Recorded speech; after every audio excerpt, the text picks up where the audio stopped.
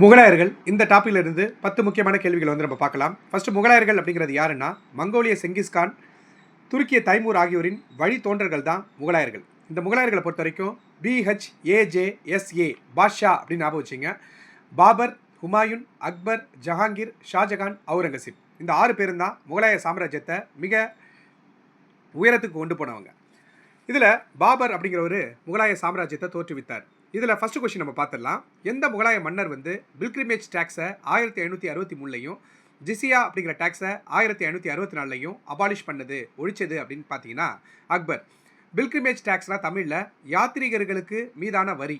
1563 இதை ஒழிச்சிருப்பார். ஜிசியா வரினா முஸ்லீம் இல்லை அப்படின்னா அவங்களுக்கு வரி விதிப்பாங்க.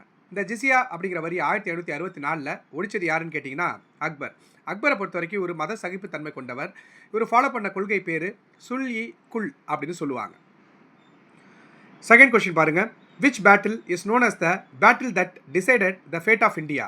அதாவது எந்த போர் இந்தியாவுடைய தலைவிதியை மாற்றின போர் அப்படின்னு சொல்லுவாங்கன்னா, ஃபர்ஸ்ட் நான் முன்னதாக சொன்னேன், முகலாய சாம்ராஜ்யம் இந்த மண்ணில் வளர ஆரம்பித்தது முதல் பானிபட் போரில். இந்த முதல் பானிபட் போர் 1526 நடந்தது. இப்ராஹிம் லோடிக்கும் பாபருக்கும். இந்த போருக்கு அப்புறம் தான் வெற்றிக்கு பிறகு இந்துஸ்தானின் பேரரசர் அப்படின்னு சொல்லிட்டு பாபர் தன்னை அறிவிச்சுக்கிட்டாரு. எனினும் 1527 நடந்த கன்வா போர், அதாவது பேட்டில் ஆஃப் கன்வா 1527, இது ராணா சங்காவுக்கும் பாபருக்கும் நடந்தது. இதில் பாபர் மாபெரும் வெற்றி அடைஞ்சிருப்பாரு. இதோட ராஜபுத்திர மன்னர்கள் இல்லாமலே மாறி இருப்பாங்க. அதனால தான் இது இந்தியாவின் தலைவிதியை மாற்றிய போர் அப்படின்னு சொல்லிட்டு கன்வா போரை சொல்லுவாங்க 1527. அதுக்கப்புறம் 1528 சந்தேரி போர் நடந்திருக்கும். இதில் பாபருக்கும் மேதினி ராய்க்கும் நடந்திருக்கும். இதுலேயும் பாபர் ஜெயிச்சிருப்பாரு. அண்ட் பாபர் கடைசியாக இட்ட போர் காக்ரா போர், இது முகமது லோடிக்கும் பாபருக்கும் நடந்திருக்கும். இதுலேயும் பாபர் வெற்றி அடைஞ்சிருப்பார். Third question. Which Mughal ruler started the practice of jharokha darshan? இந்த ஜரோகா அப்படின்னா பால்கனி அப்படின்னு அர்த்தம். பால்கனியில் நின்றுக்கிட்டு மக்களோடு நேரடி தொடர்பு கொள்வார் அக்பர். ஸோ ஜரோகா தர்ஷன் அப்படிங்கிற முறையை கொண்டு வந்தது யாருன்னா, ஆப்ஷன் பி அக்பர். அக்பரை பொறுத்த வரைக்கும் இவர் நிறைய படையெடுப்புகளை பண்ணியிருப்பார். இதில் மிக முக்கியமாக சொல்லக்கூடிய போர் என்னென்னா 1556 அவருடைய காலகட்டம் தொடங்கும். ஸோ இரண்டாவது பானிபட் போர் அக்பருக்கும் ஹெமுக்கும் நடந்திருக்கும் 1556. இதில் அக்பர் ஜெயிச்சிருப்பார்.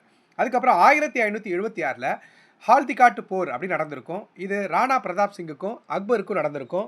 இந்த ஹால்திகாட் போர் 1576 அக்பருடைய படைத்தளபதியாக இருந்தது யாருன்னா ராஜா மான்சிங்.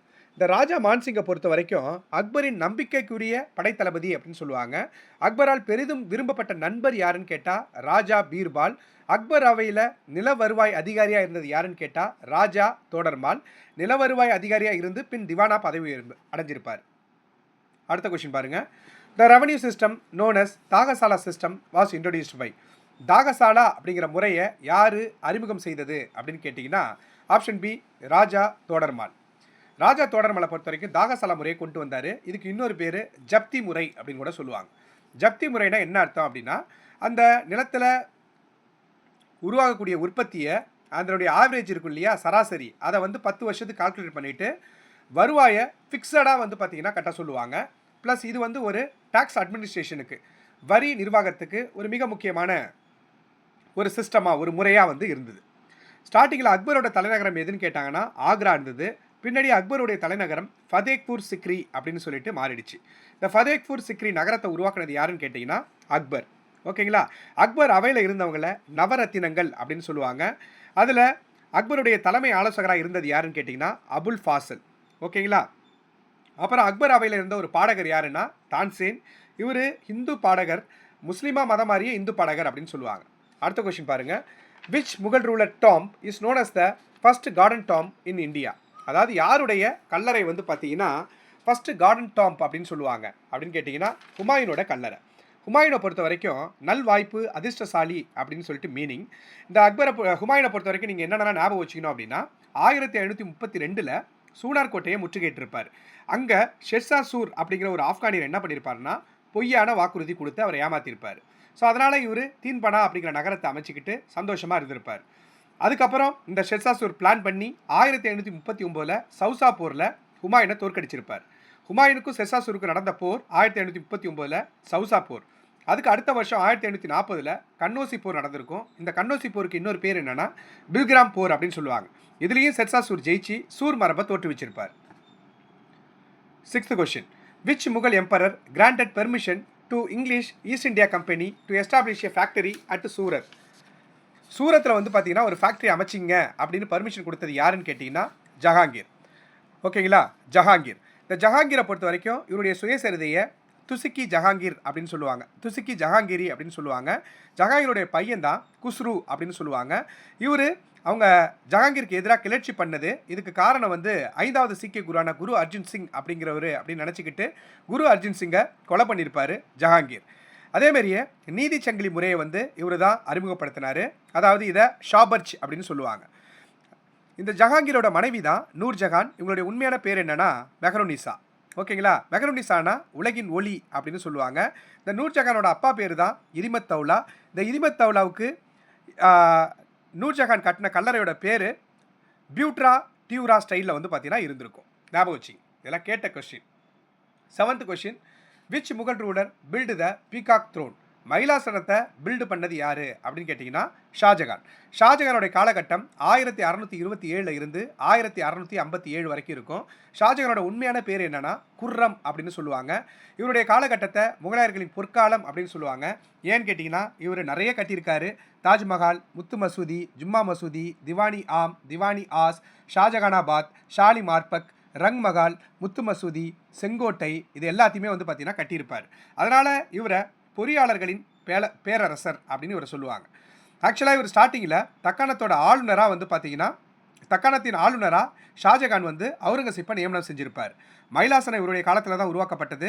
இவருடைய காலகட்டத்தில் வருகை தந்தவங்க யார் அப்படின்னு கேட்டிங்கன்னா பெரினியர், தாவர்னியர், மாண்டெஸ்கியூ, பீட்டாமுண்டி, மரிச்சி.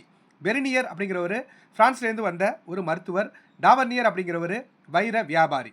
மரிச்சி அப்படிங்கிறது இத்தாலி எழுத்தாளர். ஞாபகம் வச்சிங்க. அடுத்து 8th question, which Mughal ruler was known as த ஜிந்தாபீர்? வாழும் துறவி அப்படின்னு அழைக்கப்பட்டது யாருன்னா அவுரங்கசீப். அவுரங்கசீப்பை பொறுத்த வரைக்கும் இவருக்கு பட்ட பேர் வந்து நிறைய இருக்குது. ஆலம்கீர் அப்படின்னு சொல்லுவாங்க. ஆலம்கீர் அப்படின்னா உலகை வென்றவர். ஜிந்தாபீர் அப்படின்னு இவரை சொல்லுவாங்க. அதாவது துறவி வாழ்க்கையை வாழ்ந்தவர், வாழும் துறவி அப்படின்னு சொல்லுவாங்க. முதாசிஃப் அப்படின்னு சொல்லிட்டு இவரை சொல்லுவாங்க. அதாவது ஒழுக்க நெறி அலுவலரை நியமித்தார். அப்போ அவுரங்கசீப்புக்கு 3 பேர் இருக்குது. ஆலம்கீர், ஜிந்தாபீர், முதாசிப் அப்படின்னு சொல்லுவாங்க. இவர் வைதிக சன்னி முஸ்லீம் பிரிவை சார்ந்தவர். ஜிசியா வரியை மீண்டும் விதித்தவர்.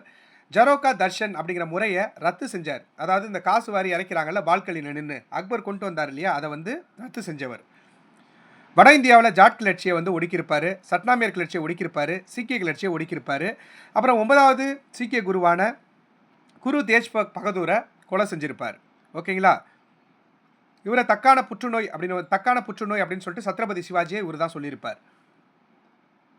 அடுத்து பாருங்க, which Mughal emperor shifted the capital from Agra to Shahjahanabad?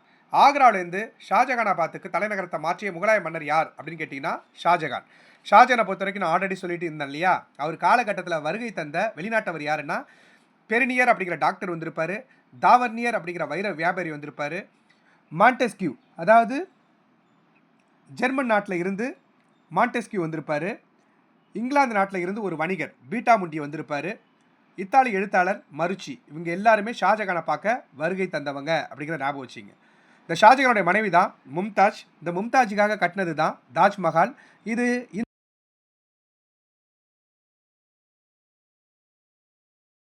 ஆரம்பித்து 1647 வந்து இதை முடிச்சிருப்பாங்க. இதை வந்து யார் வந்து கட்டினது அப்படின்னு கேட்டிங்கன்னா அப்துல் உஸ்தாத் அகமது லகோரி அப்படிங்கிறவர் தான் தாஜ்மஹாலை கட்டினார். இது நல்லா ஞாபகம் வச்சிங்க. அது இல்லாமல் செங்கோட்டை அப்படிங்கிறது முகலாய நிர்வாகத்துக்கு மிக முக்கியமான இடம். அடுத்த கொஸ்டின் பாருங்கள், which Mughal emperor was imprisoned by his own son? எந்த முகலாய மன்னர் வந்து தனது சொந்த மகனே சிறையில் இட்டார் அப்படின்னு கேட்டிங்கன்னா ஷாஜகான் தான். ஷாஜகானை வந்து அவுரங்கசீப் வந்து பார்த்தீங்கன்னா சிறையில் வந்து அடைச்சிருப்பார். சிறையில்னா ஆக்ரா கோட்டையில் வந்து பார்த்தீங்கன்னா அடைச்சி வச்சிருப்பார், வீட்டு காவலில் வச்சிருப்பார்.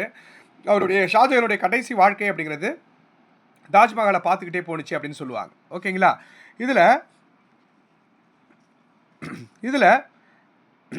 ஜஹானாரா அப்படிங்கிறவர் தான் இந்த ஷாஜகானை கடைசி காலத்தில் இவரை பார்த்துக்கிட்டாங்க. ஞாபகம் வச்சிங்க. ஸோ நன்றி, வணக்கம். இல்லை ஏதாச்சும் டவுட் இருந்தது அப்படின்னா கமெண்ட் பண்ணுங்கள். நம்மளுடைய தி ஏழ் அகாடமி காரைக்காலில் வரக்கூடிய LDC, UDC, upcoming Pondicherry exam, TNPSC இது எல்லாத்துக்கும் அட்மிஷன் ஓப்பனில் இருக்குது. தேவைப்படுறவங்க 9952787085 இந்த நம்பரை தொடர்பு கொள்ளுங்கள். ஃபீஸ் வந்து ரொம்ப கம்மி தான். இங்கே இருக்கக்கூடிய ஃபீச்சர் வந்து பார்த்தீங்கன்னா டெய்லி டெஸ்ட் இருக்கும் with explanation, weekly test with explanation, mark test, notes எல்லாமே இருக்கும். நன்றி, வணக்கம்.